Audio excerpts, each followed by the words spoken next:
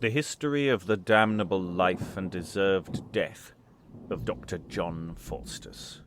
Read by Robert Crighton.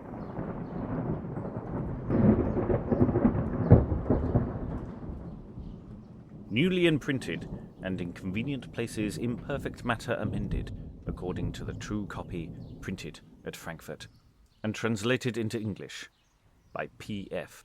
Gent.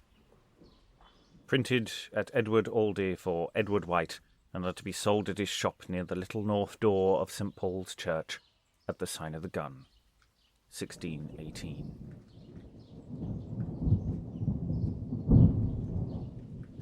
A discourse of the most famous Dr. John Faustus of Wittenberg in Germany, conjurer and necromancer, wherein is declared many strange things that he himself had seen and done in the earth and in the air, with his bringing up, his travails, studies, and last end. Chapter 1. Of his parentage and birth. John Faustus, born in the town of Rhodes, being in the province of Weimar in Germany, his father a poor husbandman, and not able well to bring him up, but having an uncle at Wittenberg, a rich man, and without issue, took this Faustus from his father, and made him his heir, insomuch that his father was no more troubled with him, for he remained with his uncle at Wittenberg, where he was kept at the university in the same city, to study divinity.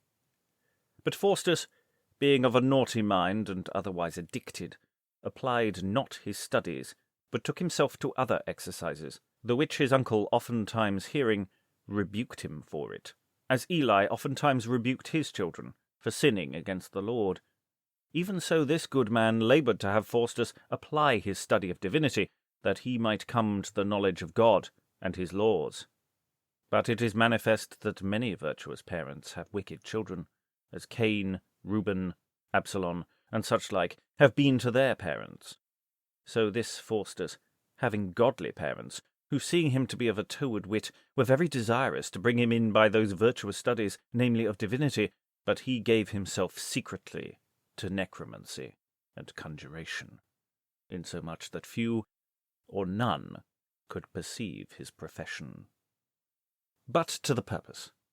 Faustus continued at study in the university, and was by the rectors and 16 masters afterwards examined how he had profited in his studies, and being found by them that none for his time were able to argue with him in divinity, or for the excellency of his wisdom to compare with him, with one consent they made him Doctor of Divinity.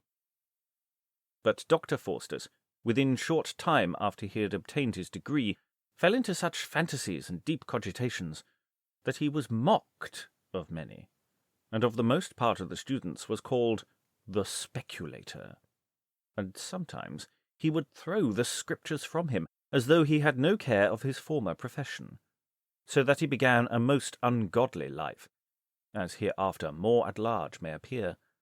For the old proverb saith, "Who can hold that will away?" So who can hold Faustus from the devil that seeks after him with all his endeavour?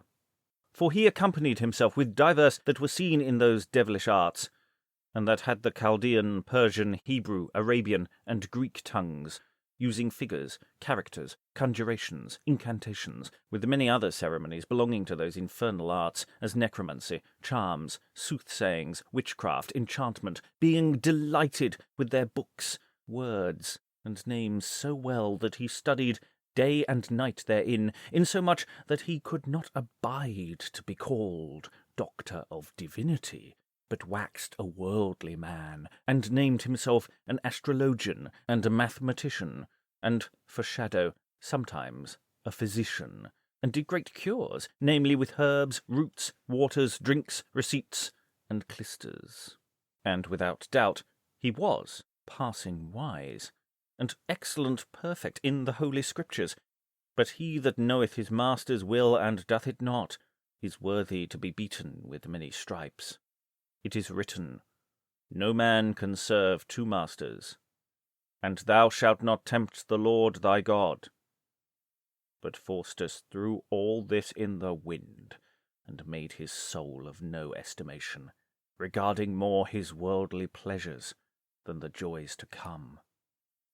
Therefore, at the day of judgment, there is no hope of his redemption.